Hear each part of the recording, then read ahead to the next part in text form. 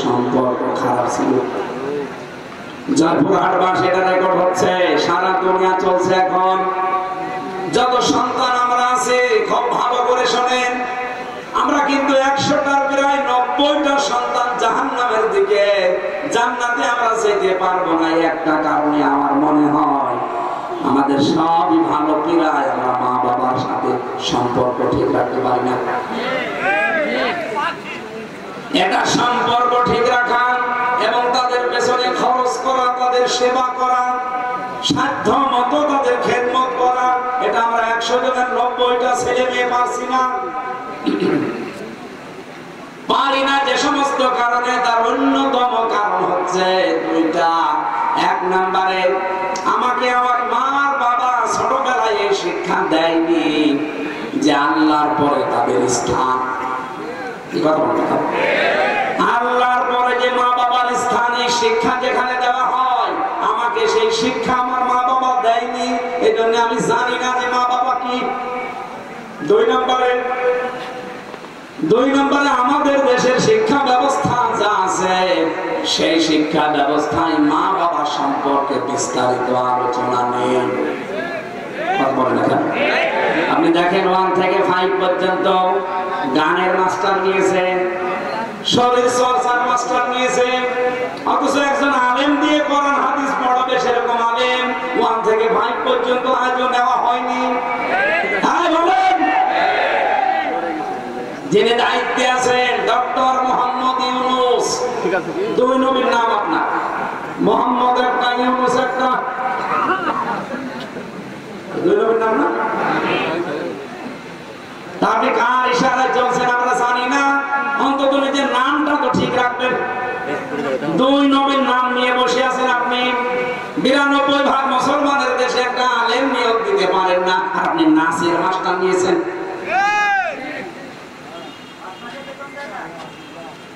Islamic foundation আছে, কিছুটা কোরআন হাদিস শেখায় বাচ্চাদের, ওদের আজ 5 মাস শুনছি বেতন বন্ধ। ধর্ম মন্ত্রণালয়ে যিনি আছেন, কি করছেন আপনি?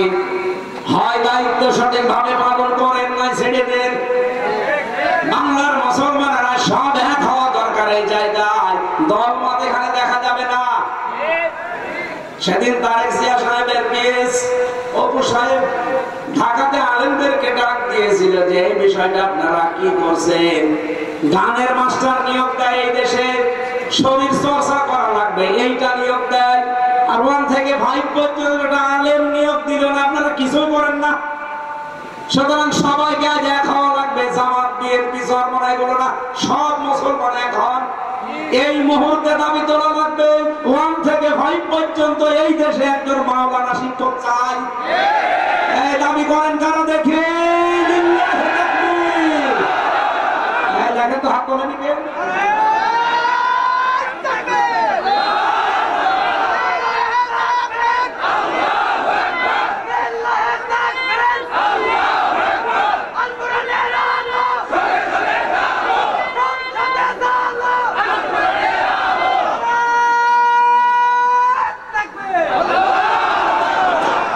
জয়পুরবাসী, এটা শুধু আমাদের দাবি না, হিন্দুরাও দাবি করছে। আজ হিন্দুরাও বলছে আমাদেরকে ধর্মীয় শিক্ষা দেওয়ার জন্য, আমাদের ধর্মের একজন করে নেন, অসুবিধা নেই।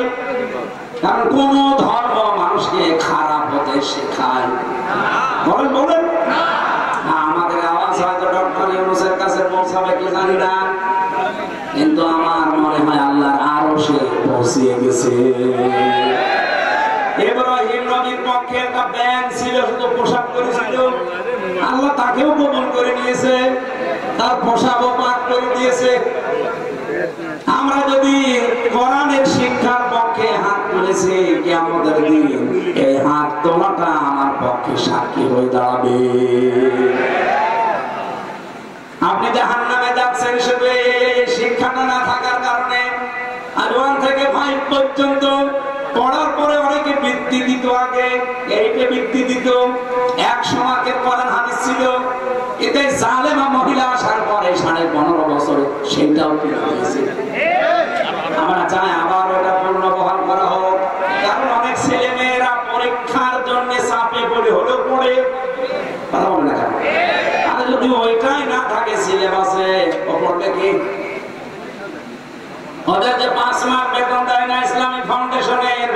কন্ডিশন দিয়ে আছে।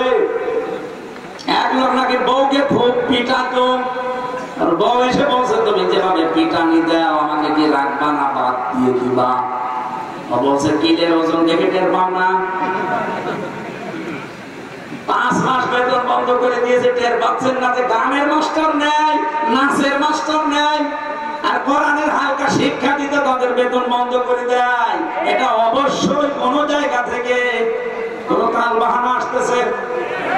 কোরআনের বিরুদ্ধে, এই স্বাধীনতার বিরুদ্ধে বাংলাদেশে কোন তাল বাহানা এই দেশের মানুষ মেনে নেবে না। কথা বলেন, আপনি আমাদের জাহান্নামে নিয়ে যেতে চান?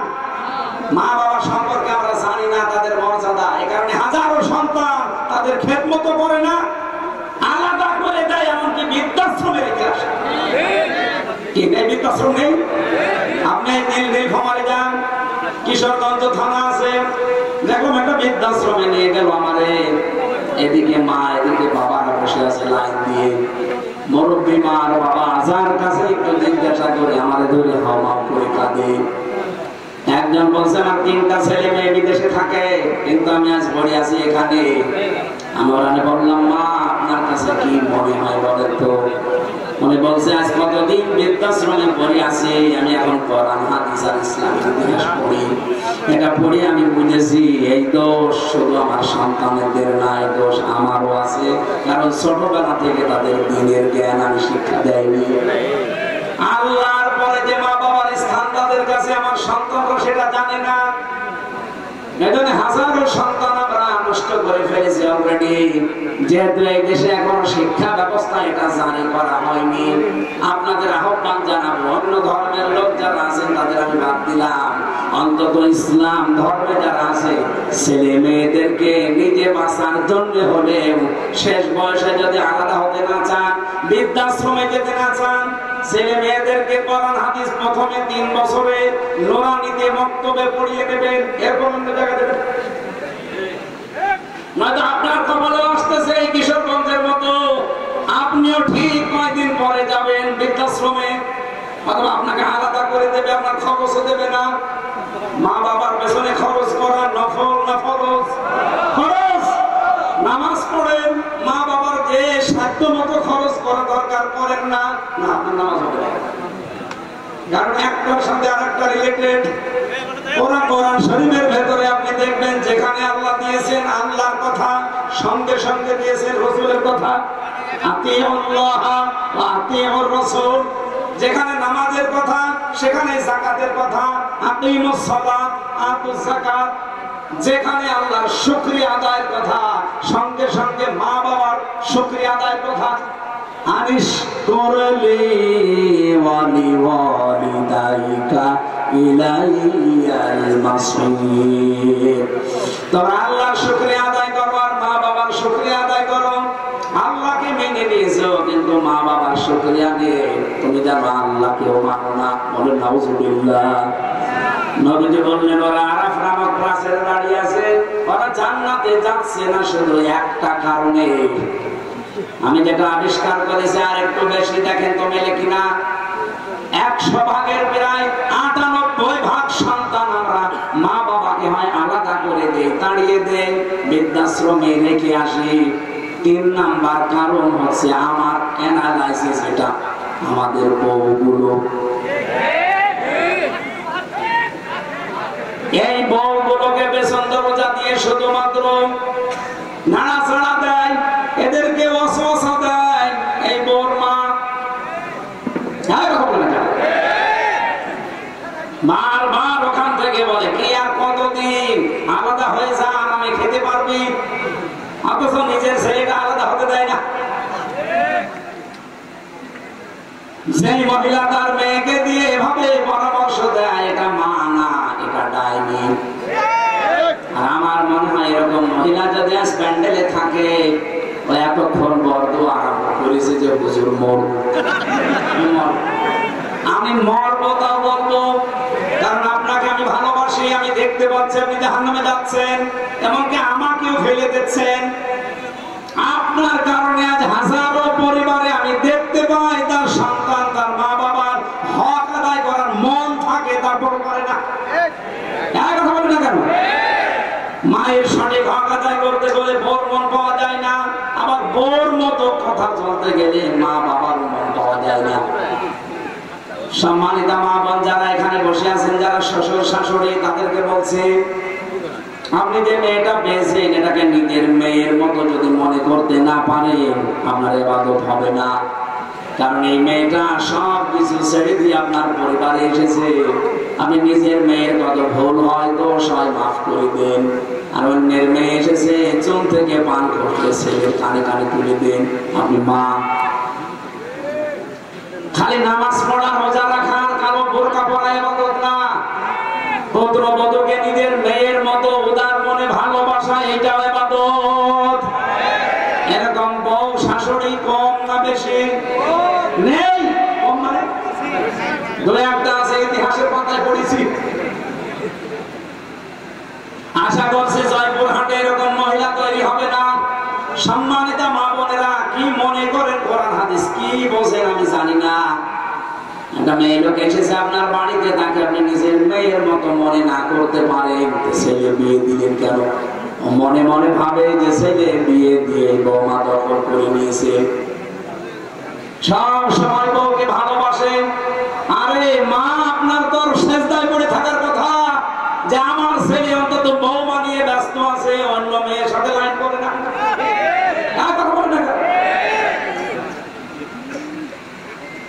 সাহাবী প্রশ্ন করলেন, হে নবী, এই মানুষটাকে যে আপনি বললেন যে জাহান্নাম আল্লাহ দেবে না, কারণ কি? বিশ্ব নবী ওই দিন জানিয়েছিলেন এদের আল্লাহ জাহান্নামে দেবে না একটা কারণে, এই দুনিয়াতে এই মানুষগুলো ইসলাম কায়েমের জন্য আন্দোলন করেছে। সারা পৃথিবীর মানুষকে জানাচ্ছে, যারা দিন কায়েমের জন্য জমিনে চেষ্টা করেন, আপনার পদ্ধতি ভুল হতে পারে, কিন্তু আপনার মন থেকে ইখলাসের সাথে যদি দিন কায়েমের জন্য চেষ্টা করেন, আপনার আর যাই হোক আপনি জাহান্নামে যাবেন না। কোরআনে কারীমের সূরা সফের ভেতরে দলিল আছে, আল্লাহ দুল্লুকুম আলা তিজারাতিন তুনজিকুম মিন আযাবিন আলীম। এমন একটা ব্যবসার কথা বলবো যেটা করলে জাহান্নামে এই যন্ত্রণাদায়ক আযাবে যাওয়া লাগবে না। সেটা হচ্ছে আল্লাহ রাসূলের প্রতি ঈমান আনার পর জান আর মাল দিয়ে এই জমিনে দিন কায়েমের চেষ্টা করা। এই বাংলাদেশে যে ৭৩টা দল আছে, সবচেয়ে বেশি ভালোবাসে আল্লাহ কোন দলকে? কোরআনে কারিমে সূরা সফ ৪ নম্বর আয়াতটা পড়েন এবং সূরা মায়েদা ৫৪ নম্বর আয়াতটা পড়েন।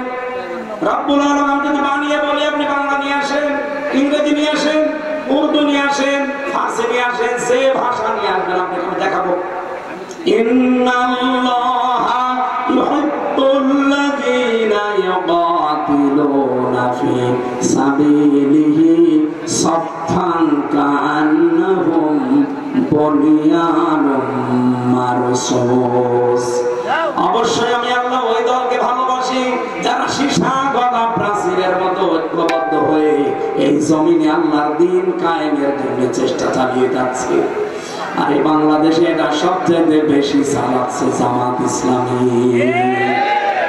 যদি প্রমাণ ভুল হয় আপনি এখানে আসেন, যদি ভুল হয় আপনি বলেন যে না এদের দ্বারা এটা না, এরা দুনিয়া চায়। কে দুনিয়া চেয়েছে আপনি বলেন? মাওলানা মতিয়ার রহমান নিজামী মন্ত্রী ছিল, দুনিয়া চায়নি। ওনার এখনো ঘর হচ্ছে কাঁচা ঘর, মাটির দেওয়াল, চারিদিকে উপরে টিন। একজন মন্ত্রীর ঘর কাঁচা বাংলাদেশের ইতিহাসে প্রথম।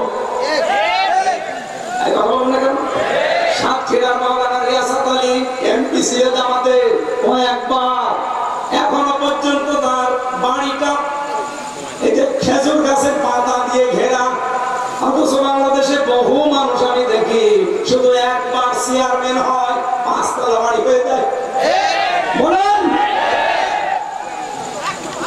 সেদিন বাইরের দেশে ছিলাম, আমি এক হোটেলে উঠেছিলাম, ওটা মনে হয় থাইল্যান্ডে না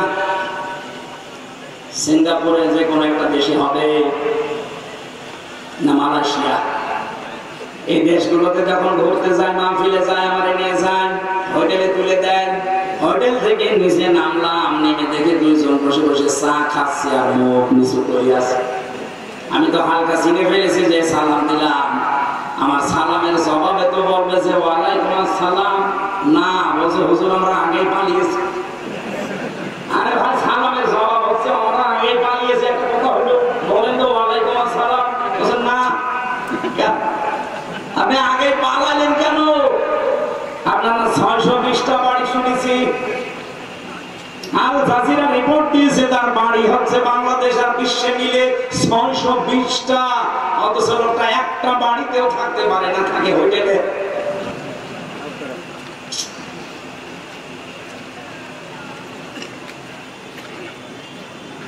অথচ এই মানুষগুলো 620টা বাড়ি বানায়নি, একটা বাড়িও না, মাটির দেওয়া। একজন মন্ত্রী, একজন এমপি, আরে মেম্বার না, চেয়ারম্যান না ইউনিয়ন পরিষদের, উপজেলা চেয়ারম্যান না, মেয়র না, একজন মন্ত্রী। আপনি চিন্তা করতে পারেন? আমি তো কোরআনের সাথে মিলিয়ে দেখছি যে মিলে যায় এদের জীবন। এদের 18টা এমপি ছিল, 1 টাকার দুর্নীতি পায়নি, বাতিলটা চেষ্টা করেনি, অনুবীক্ষণ যন্ত্র লাগিয়ে রেখেছে, 1 টাকাও পায়নি দুর্নীতি। 250-এর উপরে উপজেলা চেয়ারম্যান ছিল, 1 টাকা দুর্নীতি পায়নি। 1000-এর উপরে ইউনিয়ন চেয়ারম্যান ছিল, পায়নি। 1500-র উপরে মেম্বার ছিল সারা বাংলাদেশে, 1 টাকা দুর্নীতি পাওয়া যায়নি। এর চাইতে আবার কি প্রমাণ দেওয়া লাগবে আপনাদের? এর চাইতেও যদি ভালো মানুষ দেখতে চান, আমার মনে হয় আপনাদের ফেরেশতা জিবরাইল ছাড়া সম্ভব না। এর চাইতে ভালো মানুষ দেখা সম্ভব না জিবরাইল ফেরেশতা ছাড়া।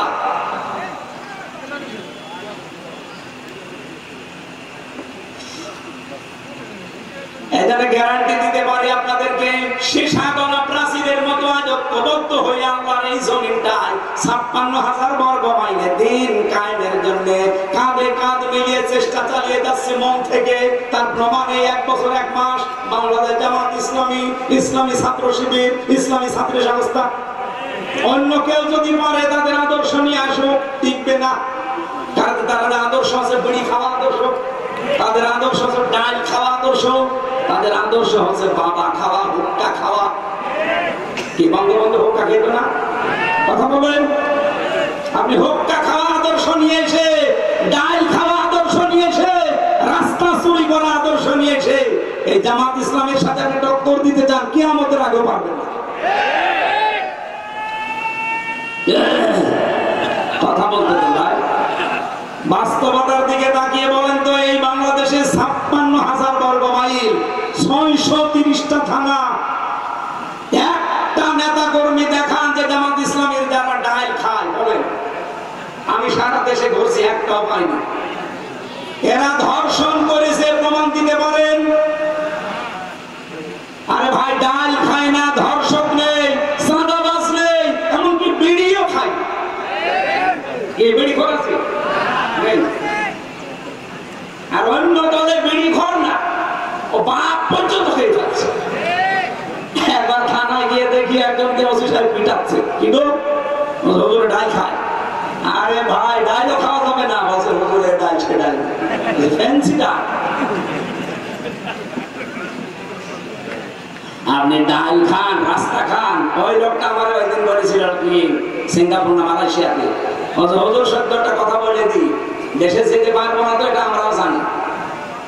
বাস্তবতা হচ্ছে এই দেশটা উপরে উঠতে চায় না, অথচ মালয়েশিয়া 2004 সালের পর থেকে 21 বছরে তারা দাঁড়িয়ে গেছে। সিঙ্গাপুর 20 বছরে তারা দাঁড়িয়ে গেছে বিশ্বের মানচিত্রে। যদি 10টা দেশ এখন গণনা করেন, সিঙ্গাপুর একটা। এত উন্নত তারা। রাস্তায় একটা টুকরা পর্যন্ত পাবে না, মনে হচ্ছে সারা রাস্তা খাবার ঢেলে খাওয়া যায়, এত পরিষ্কার পরিচ্ছন্ন। খাদ্যে কোনো ভেজাল নেই, কোনো দুর্নীতি নেই। 100 টাকা যদি বাজেট হয় রাস্তার জন্য, আপনাকে আমি সত্য কথা বলে দেই, 3 টাকা শুধু খরচ হয় রাস্তায়, আর 97 টাকা আল্লাহর ওলিরা খেয়ে ফেলে। এই চলছিল দেশে। দেশটা দাঁড়াবে কি করে? বঙ্গবন্ধু টানেল বানিয়েছে চট্টগ্রামে, 100 বছর যাওয়ার কথা, অথচ কয় বছরে পানি উঠতেছে। কত টাকা বাজেট ছিল, কত টাকা খেয়েছে বলে? ওর নিজের হিসাব অনুযায়ী 100 টাকা বাজেট হলে 3 টাকা খরচ হয়, 97 টাকা খেয়ে ফেলে। 100 100 টাকা খরচ করে একটা রাস্তা বানালে 100 বছর যাওয়ার কথা, 3 টাকা খরচ করলে 100 বছর যাবে? 3 বছর। আগামীতে ইসলাম আসলে জামাতের আমির বলে নাই যে যা বাজেট হবে জনগণের সামনে সব ওপেন করা লাগবে এমপিতে, তারপরে কাজ শুরু করা লাগবে। আপনি দুর্নীতি করবেন কি করে? সরকারের যে ট্যাক্স ফ্রি গাড়ি আছে ওই গাড়ি জামাত ইসলামী বাংলাদেশ নেবে না, যে প্লট দেওয়া হয় ফ্ল্যাট দেওয়া হয় নেবে না। এর চাইতে গ্যারান্টি বাংলাদেশে কোন দল দিতে পারলে তাকে ভোট দেন, যান, জীবনও মরবে না। তারা যদি 20,000 টাকা নিয়ে এমপি হয় 5 বছর পরে তারা 20 কোটি টাকার মালিক হবে। তারা জামাত ইসলামী যে 300 এমপির নাম ঘোষণা দিয়েছে নমিনি, এরা যদি 100 টাকা নিয়ে এমপি হয় 5 বছর পরে দেখবেন 90 টাকা হয়ে গেছে, 101 টাকা হবে না। এই বিশ্বাস এই আস্থা আমিরে জামাতের আছে, এই জন্য এদের নাম ঘোষণা দিয়েছে, এমপি দেয়নি। সম্মানিত ভাইরা, এর চাইতে আর বেশি আমি বলতে পারবো না। এরপরও যদি কারো বিবেকে খালি ওই দিকে টান হয়, যান, আপনার যা ভালো লাগে আপনি তাই করেন। আপনি আবার ওই মারা খাবেন, ওটা তার বলা যাচ্ছে না, ওইটা আমি বলতে পারবো না, ফজু পাগলার কাছে শুনুন। আবার মারা খাবেন, কি মারা? না, ওটা বলা যাবে না। আগে তো এই বগুড়া জয়পুরা ধরে বাবাই খুব ঝামেলা। তাহলে ইসলামী আন্দোলন করলে একটা লাভ, জাহান্নামে যাওয়া লাগবে না। আর যাই হোক, সুতরাং অ্যাক্টিভ হওয়ার জন্য আহ্বান জানাচ্ছি। যারা এখনো দোদুল্যমান অবস্থায় আছেন, ছড়িয়ে ছিটিয়ে আছেন, আসেন অ্যাক্টিভ হন। দ্বীন কায়েমের জন্য ঐক্যবদ্ধ হয়ে চেষ্টা করলে আল্লাহ বেশি ভালোবাসবে। বলেন না কেন? সূরা এইরকম একটা সূরার একটা মাত্র আয়াত, 26 নম্বর আয়াত, এটা পোশাক নিয়ে আলোচনা। শয়তানের প্রথম হামলা মানব জাতির উপরে এবং তার পদ্ধতি কি ছিল সেটা আল্লাহ জানিয়েছে। শয়তানের যত টার্গেট আছে, হামলা আছে, সবচাইতে বড় হামলা শয়তানের পোশাকের উপরে। কিসে? শয়তান চায় যে আদম সন্তান যেন পোশাক না পরে। এদের বহু আয়োজন শয়তান করেছে। এই যে সুন্দর প্রতিযোগিতা, যারা এই প্রতিযোগিতায় নাম লেখা, এদের পোশাক আশাক ঠিক আছে? বলুন বলুন। এমনকি সুন্দর সুদর্শন পুরুষ প্রতিযোগিতা হয়েছিল, কি যেন নাম? অ্যাডলফ। ও নাকি সুন্দর, সারা বাংলাদেশের সবচেয়ে সুন্দর সুদর্শন পুরুষ। ও জানাজা পড়া দেখলাম, শয়তান জানাজা পড়তে এদিকে তাকাচ্ছে। ওর দিকে তাকিয়ে আমার মনে হইলে ও যদি সবচেয়ে সুন্দর যুবক হয়, আমি কি? আমি কি? এবার আসেন আল্লাহর ঘোষণা, ইয়া বনি আদম, হে বনি আদম সন্তানেরা, কদ আনজালনা আলাইকুম লিবাসা, অবশ্যই আল্লাহ তোমাদের উপরে নাযিল করেছি পোশাক। কি করবা এই পোশাক দিয়ে? ইওয়ারি সাওআতিকুম ওয়ারিশা, তোমাদের লজ্জা নিবারণ করবা এবং সৌন্দর্য বৃদ্ধি করার জন্য, বর্ধন করার জন্য আমি আল্লাহ পোশাক দিয়েছি। সুতরাং এখানে আমাদের শিক্ষা হচ্ছে পোশাকের কাজ আমাদের লজ্জা ঢেকে ফেলা। বহু মানুষ আমরা দেখি এই দেশে পোশাক পরার পরে উলঙ্গ, অর্ধ উলঙ্গ থাকে। এমন এমন পোশাক পরে রাস্তাঘাটে আসে, পরাও চা না পরাও তা। বিশেষ করে মেয়েদের, কোরআনে কারিমে আল্লাহ মেয়েদের পোশাকটা দিয়েছেন, ইয়া আইয়ুহান নাবিয়্যু কুল লিআজওয়াজিকা ওয়া বানাতিকা ওয়া নিসাইল মুমিনিনা ইউদনিনা আলাইহিন্না মিন জালাবিবিহিন্না, ইলা আখির আয়াত। সূরা হাসাবে এসেছে, হে নবী, আপনার স্ত্রীদের এবং আপনার মেয়েদের আর মুমিন বান্দা যারা, তাদের স্ত্রীদেরকে আপনি বলেন তারা যেন রাস্তাঘাটে চলতে হলে তাদের জেলবাব, যেটা মাথার উপরে টেনে দেওয়া লাগে, এটা যেন একটু ছড়িয়ে দেয়। সম্মানিত মা বোনেরা, যখন আপনারা বালিগ হবেন, এই সময় থেকে আপনার পোশাকটা, যেহেতু নামাজ আর রোজা ফরজ হয়ে যায়, একজন মেয়ে যখন বালিগা হয়ে যায়, তখন মেয়েরা যারা এসেছেন এই মাসলাটা ভালো করে শুনবেন।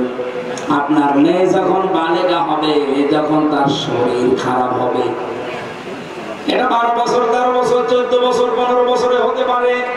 যখন হয় আপনার স্বামীকে টাচ দিয়ে রাখবেন যে তোমার মেয়ের অবস্থা কিন্তু এই, তার মানে যখন শরীর খারাপ হয়ে গেছে ওই দিনের পর থেকে তার নামাজ এবং রোজা ফরজ। আপনার স্বামী যদি বিষয়টা না জেনে তাকে তাকিদ না দেয়, আপনার স্বামীর মনে হবে না, কারণ তো জানে না, এখানে তাকে টাচ দিয়ে জানিয়ে রাখবেন। ওই দিনের পর থেকে যতদিন আপনার আন্ডারে থাকবে, বিয়ে না হবে এ পর্যন্ত যেন ফরজ নামাজ, ফরজ রোজা বাদ দিতে না পারে। কথা বলে ঠিক কিনা? কারণ অনেক মেয়ে লোক উদাসীন, কিছু মনে করে না, জানেও না, লজ্জার খাতিরে বলতে চাই না। শেষ পর্যন্ত মেয়ের যে নামাজ ফরজ, রোজা ফরজ, রাখে না, পড়ে না, কিছুই বলে না। এরপর থেকে আপনার এই মেয়ের জন্য, এই প্রাপ্তা বয়স্কা মেয়ের জন্য এমন একটা ঘন্টা বলেন, জেলবাব বলেন, এমন একটা হিসাব বলেন, এটা ছড়িয়ে দেওয়া দরকার, যেটা দ্বারা তার মাথার চুল, মুখমণ্ডল, চোখ দুইটা বাদ দিয়ে পড়া শরীর ঢেকে রাখা, এটা আসিমাত, আর মুখ খোলা, হাতের কবজি খোলা, এটা রুখসাত। আপনি এমন একটা পোশাক তার জন্য আলাদা ভাবে বানিয়ে দেবেন, অন্তত বাইরে যাবার সময় পোশাকটা পরলে তার মাথা এমনকি তার শরীরের অর্ধেক পর্যন্ত যেন ঢেকে যায়, বাকি শরীর অন্য পোশাক দিয়ে সে ঢাকবে। এটা কি বলেন তো ফরজ না নফল? ফরজ। এই ফরজটা না থাকার কারণে আজ জেনা বাড়ে, ব্যভিচার বাড়ে, চোখের জেনা, হাতের জেনা, মনের জেনা, এমনকি পরকীয়া প্রেম করে অনেকে 3-4 সন্তানের মা ভাগিয়ে নিয়ে চলে যায়। এই একটা মাত্র কারণ। পর্দা যদি আমরা সত্যি মেনে চলতে পারতাম, আল্লাহর কসম এই দেশে এত ধর্ষণের ঘটনা ঘটতো না। সব জায়গায় বড় বিষয় যদি আইন থাকতো, পর্দা যদি না থাকার পর যদি আইন থাকতো, আইনের প্রয়োগ থাকতো। আমি বাইরের দেশে দেখেছি সেখানে পর্দার বিধান নেই, কিন্তু আইন আছে, প্রয়োগ আছে। বিভিন্ন জাতির মানুষেরা মালয়েশিয়া, সিঙ্গাপুরে বাস করছে, কিন্তু প্রকাশ্যে কোনো ঘটনা আমি দেখিনি। হাফ প্যান্ট পরে মেয়েরা চলে যাচ্ছে সামনে দিয়ে। আপনি যদি এক নজর তাকানোর পরে আর এক নজর তাকান, মেয়েটা যদি পুলিশের কাছে কমপ্লেন করে, আপনার খবর আছে। আমাদের দেশে এরকম না। এই দেশে যদি সত্যি আইনটাও থাকতো, ইসলাম থাকলে তো সোনাই সোহাগা, যদি আইনটা থাকতো আর প্রয়োগ থাকতো, আমরা যারা ইফতিজিং করি, উল্টা পাল্টা কাজে আজ যারা লিপ্ত হয়, ধর্ষণের মতো, ব্যভিচারের মতো, পুরুষ মানুষের আমার মনে হয় স্বপ্ন দোষ বন্ধ হয়ে যেত। এই জন্য আইন সামনে যদি আমরা ইসলাম